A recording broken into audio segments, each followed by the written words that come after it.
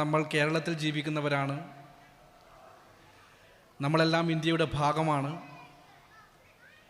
ഇന്ന് നമ്മുടെ മതനിരപേക്ഷത വലിയ വെല്ലുവിളി നേരിട്ടുകൊണ്ടിരിക്കുകയാണെന്ന് നമുക്ക് നന്നായിട്ട് അറിയാം. മതനിരപേക്ഷത വെല്ലുവിളി നേരിടുന്നത് കേവലമായിട്ടുള്ള ഒന്നോ രണ്ടോ കാര്യത്തിൻ്റെ മാത്രം പുറത്തല്ല.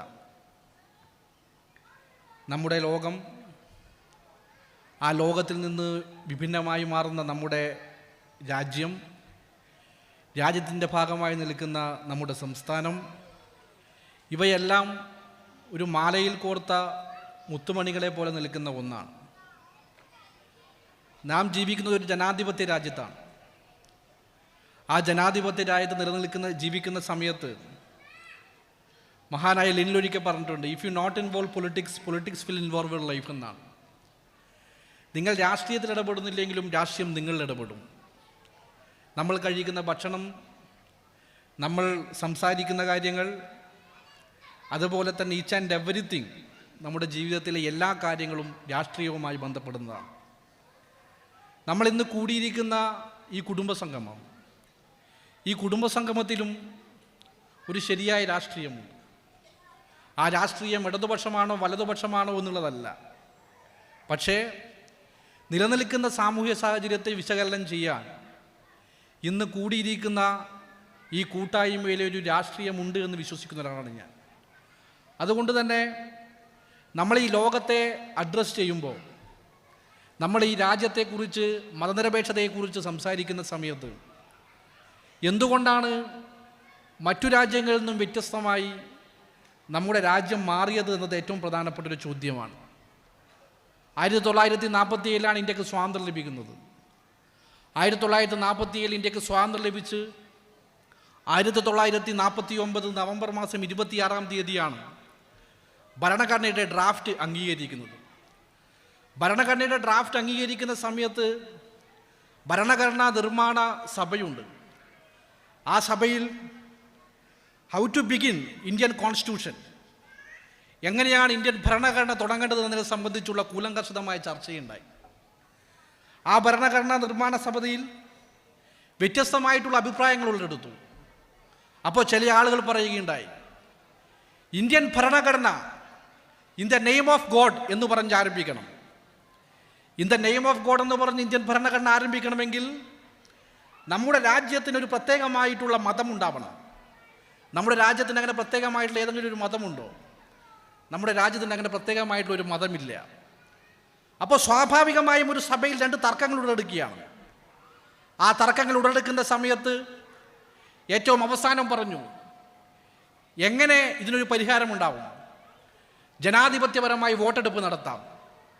വോട്ടെടുപ്പ് നടത്തിയപ്പോൾ in the name of God എന്ന് പറഞ്ഞല്ല ഇന്ത്യൻ ഭരണഘടനയുടെ ആമുഖം തുടങ്ങേണ്ടതെന്നും we the people of India having, നാം ഇന്ത്യയിലെ ജനങ്ങൾ എന്ന് പറഞ്ഞ് ഇന്ത്യൻ ഭരണഘടനയുടെ ആമുഖം തുടങ്ങണമെന്നുമുള്ള ഒരു തീരുമാനത്തിൻ്റെ ഭാഗമായിട്ടാണ് we the people of India having solemnly resolve constitute into a sovereign secular socialist democratic republic എന്ന് പറയുന്ന ഇന്ത്യൻ ഭരണഘടനയുടെ ആമുഖം ഈ രാജ്യത്ത് രൂപീകൃതമായത്. പ്രിയപ്പെട്ടവർ, അതിൽ നിന്ന് തുടങ്ങുന്നു നമ്മുടെ ജനാധിപത്യ മതനിരപേക്ഷ സ്വഭാവം. ആ ജനാധിപത്യ മതനിരപേക്ഷ സ്വഭാവം ഇന്ന് രാജ്യം ഭരിച്ചുകൊണ്ടിരിക്കുന്ന വ്യത്യസ്തമായിട്ടുള്ള രാഷ്ട്രീയ പാർട്ടികൾ, 47 തൊട്ട് ദീർഘകാലം ഭരിച്ചത് ഇന്ത്യൻ നാഷണൽ കോൺഗ്രസ് ആണ്.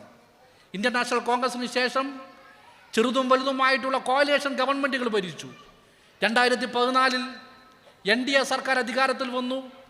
അതിനുശേഷം ഈ വർത്തമാനകാല സാഹചര്യങ്ങളെ സംബന്ധിച്ച് പലതും, ചില കാര്യങ്ങളിൽ എനിക്ക് വിയോജിപ്പുകളുണ്ടെങ്കിലും ഷജീറും അക്ഷയും ഒക്കെ തന്നെ പറഞ്ഞ കാര്യങ്ങളോട് ഏതാണ്ട് 90% യോജിക്കുന്ന ഒരാൾ തന്നെയാണ്. കാരണം സമഗ്ര മേഖലയിലും ഇന്ന് സംഘപരിവാരത്തിൻ്റെ അജണ്ട നടപ്പിലാക്കിക്കൊണ്ടിരിക്കുകയാണ്. നമ്മളിവിടെ ഇപ്പോൾ വന്ന് ഒരു രാഷ്ട്രീയ പ്രസംഗമല്ല നടത്തേണ്ടത്, മറിച്ച് നാം പറയുന്ന കാര്യങ്ങളിൽ രാഷ്ട്രീയം ഉണ്ടാവും. പക്ഷേ ആ രാഷ്ട്രീയത്തെ തിരിച്ചറിയുക എന്നത് ഏറ്റവും പ്രധാനപ്പെട്ട ഒരു കാലഘട്ടമാണ്. നാം ഇന്ന് ജീവിക്കുന്നത്. ഇവിടെ ഇപ്പോൾ എൻ്റെ പ്രസംഗം കേൾക്കുന്ന ഒരുപാട് ആളുകളുണ്ട്, ഇവിടെ ഓടി നടക്കുന്ന ഒരുപാട് കുട്ടികളുണ്ട്. ഏതാണ്ട് 18 വയസ്സ് കഴിഞ്ഞ് എനിക്ക് രാഷ്ട്രീയത്തോട് അമ്പേ പുച്ഛമാണ് എന്ന് പറയുന്ന ആളുകൾ, പ്രത്യേകിച്ച് എല്ലാവരും അങ്ങനെയാണെന്ന് ഞാൻ പൊതുവൽക്കരിച്ച് പറയുന്നില്ല, ജെൻസി കാലഘട്ടത്തിലെ കുട്ടികളുമെല്ലാം ഉണ്ട്. ബെന്യാമിൻ ഒരു കഥയിൽ പറഞ്ഞിട്ടുണ്ട്, ഞാൻ അനുഭവിക്കാത്തതെല്ലാം എനിക്ക് കെട്ടുകഥകൾ മാത്രമാണ്. അങ്ങനെ പറയാനുള്ള പ്രധാനപ്പെട്ട കാരണം, എനിക്ക് ബാധിക്കുന്ന എന്തെങ്കിലും വിഷയങ്ങളുണ്ടെങ്കിൽ മാത്രമേ ഞാൻ രാഷ്ട്രീയത്തെക്കുറിച്ച് ചർച്ച ചെയ്യൂ എന്നുള്ളതാണ്. എന്നാൽ പ്രിയപ്പെട്ടവരൊരു തർക്കവും വേണ്ട. പുതിയ കാലഘട്ടത്തിൽ നേരത്തെ എൻ്റെ പ്രിയ സുഹൃത്തുക്കൾ പറഞ്ഞ് അവസാനിപ്പിച്ചു വെച്ചതുപോലെ അതിഭീകരമായ ഒരു പ്രതിസന്ധിയിലൂടെയാണ് നമ്മുടെ രാജ്യം കടന്നു പോകുന്നത്. അതിഭീകരമെന്ന് പറയുമ്പോൾ നാം പറയുന്നത് കേവലമായിട്ടുള്ള ഏതെങ്കിലും ഒരു സമൂഹത്തെ അഭിസംബോധന ചെയ്യുമ്പോൾ ഭീകരത എന്ന് പറയുന്നതല്ല. ഇനി നമ്മുടെ ഈ രാജ്യത്തിൻ്റെ മതനിരപേക്ഷതയെ പാടെ തകർക്കാൻ വേണ്ടിയിട്ടുള്ള പരിശ്രമമാണ് ഇന്ന് സംഘപരിവാരം നടത്തിക്കൊണ്ടിരിക്കുന്നത്. നമ്മളൊക്കെ തന്നെ വ്യത്യസ്തമായിട്ടുള്ള രാഷ്ട്രീയ അഭിപ്രായമുള്ളവരാണെങ്കിലും ഒരു തർക്കവും വേണ്ട, ഈ രാജ്യത്തെ മതനിരപേക്ഷതയെ സംരക്ഷിക്കാൻ സമ്പന്നമായിട്ടുള്ള ഭൂതകാല പാരമ്പര്യമുള്ള ഇന്ത്യൻ നാഷണൽ കോൺഗ്രസ് ആയി കഴിഞ്ഞാലും, അതുപോലെ തന്നെ മതനിരപേക്ഷ മൂല്യങ്ങൾ ഉയർത്തിപ്പിടിക്കുന്ന ഇന്ത്യൻ യൂണിയൻ മുസ്ലിം ആയി കഴിഞ്ഞാലും, അതിൽ കമ്മ്യൂണിസ്റ്റ് പാർട്ടി ആയി കഴിഞ്ഞാലും, മതനിരപേക്ഷതയെ തകർക്കാൻ ഏതാൾ മുൻകൈ എടുത്തു കഴിഞ്ഞാലും അതിനെ നവശിഖാന്തം എതിർക്കാൻ പുതിയ കാലത്തെ യൗവനങ്ങൾ തയ്യാറാകും എന്നതിൽ ഒരു തർക്കവുമില്ലാത്ത കാര്യമാണ്. നിങ്ങളുടെ ഭാഗത്തൊരു കൈയുടെയൊക്കെ പ്രതീക്ഷയാണ് ഞാനിങ്ങനെ പറഞ്ഞത്. പക്ഷേ നിങ്ങൾ പോലും അതിൽ പ്രതികരിക്കുന്നില്ല. കാരണം ഇതിനെ പ്രതികരിക്കാൻ വേറെ ആരുണ്ട്? പുതിയ കാലഘട്ടത്തിൽ നാം എതിർക്കണം. നേരത്തെ അക്ഷയ് പറഞ്ഞു വെച്ചു, നമ്മൾ വ്യത്യസ്തമായിട്ടുള്ള മതത്തിൽ വിശ്വസിക്കുന്നവരായിരിക്കും. ആ മതം എവിടെയും പരസ്പരം അങ്ങോട്ടും ഇങ്ങോട്ടും തറയ്ക്കാൻ വേണ്ടി പറ്റുന്നില്ല. ഹിന്ദു മതത്തിൽ വ്യത്യസ്തമായ ജാതികളുണ്ടാകും.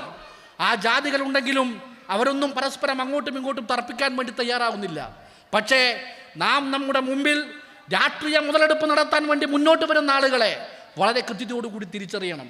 ഏറ്റവും ചെറിയ കുട്ടികൾ പഠിക്കുന്ന പാഠപുസ്തകത്തിൽ പോലും എങ്ങനെയാണ് മഹാത്മജി മരണപ്പെട്ടു പോയത് അല്ലെങ്കിൽ കൊല്ലപ്പെട്ടു പോയത് എന്ന് ചോദിക്കുമ്പോൾ അത് ഓട്ടോ ഇടിച്ചുകൊണ്ടാണ് മരണപ്പെട്ടു പോയത് എന്ന് പഠിപ്പിക്കുന്ന പാഠപുസ്തകം നമ്മുടെ രാജ്യത്തിനകത്തുണ്ട് എന്ന് നാം മനസ്സിലാക്കണം. നമുക്ക് എത്ര കാലം 1948 ജനുവരി മാസം 30 നാത്തൂറാം വിനായക ഗോഡ്സെ എന്ന മതഭ്രാന്തൻ വെടിവെച്ച് കൊലപ്പെടുത്തിയിട്ടാണ്, RSSകാരനായിട്ടുള്ള മതഭ്രാന്തൻ വെടിവെച്ച് കൊലപ്പെടുത്തിയിട്ടാണ് നമ്മുടെ രാഷ്ട്രപിതാവായിട്ടുള്ള ഗാന്ധിജി കൊല്ലപ്പെട്ടു പോയത്, രക്തസാക്ഷിത്വം വരിച്ചത് എന്ന് നമുക്ക് എത്ര കാലം നമ്മുടെ പാഠപുസ്തകത്തിൽ പഠിക്കാൻ വേണ്ടി പറ്റുമെന്ന് നമുക്കിപ്പോൾ പോലും പ്രതീക്ഷിക്കാൻ വേണ്ടി പറ്റുന്നില്ല. കാരണം എല്ലാം കേന്ദ്രീകരിക്കുകയാണ്. കാരണം നമ്മുടെ ഭരണഘടനയുടെ ഓരോ കാര്യങ്ങളും, പ്രത്യേകിച്ച് വിദ്യാഭ്യാസ വകുപ്പ്, അതാദ്യം സ്റ്റേറ്റ് ലിസ്റ്റിലായിരുന്നു, ഇപ്പോൾ കൺകറന്റ് ലിസ്റ്റിലാണ്. ഒരു തർക്കവും വേണ്ട, അത് നാളെ യൂണിയൻ ലിസ്റ്റിലേക്ക് കൊണ്ടുപോയി എല്ലാം പഠിപ്പിക്കുന്ന സിലബസ് തയ്യാറാക്കുന്ന ആ ഇടം കേന്ദ്രത്തിൽ നിന്ന് കൊണ്ടുവരാൻ വേണ്ടി ശ്രമിക്കുകയാണ്.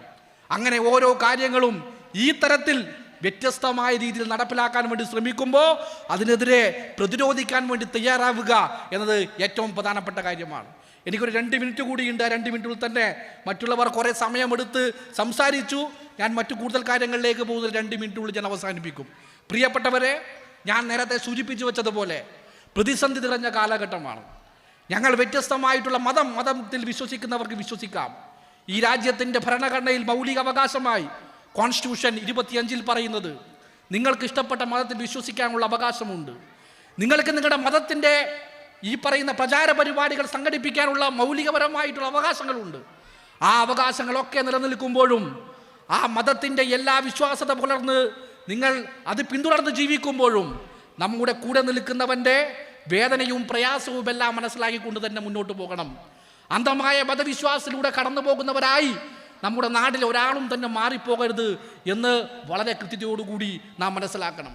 നാട്ടിലൊരു വർഗീയ കലാപങ്ങൾ പൊട്ടിപ്പുറപ്പെടാൻ ഇന്ന് അധികം സമയമൊന്നും വേണ്ട.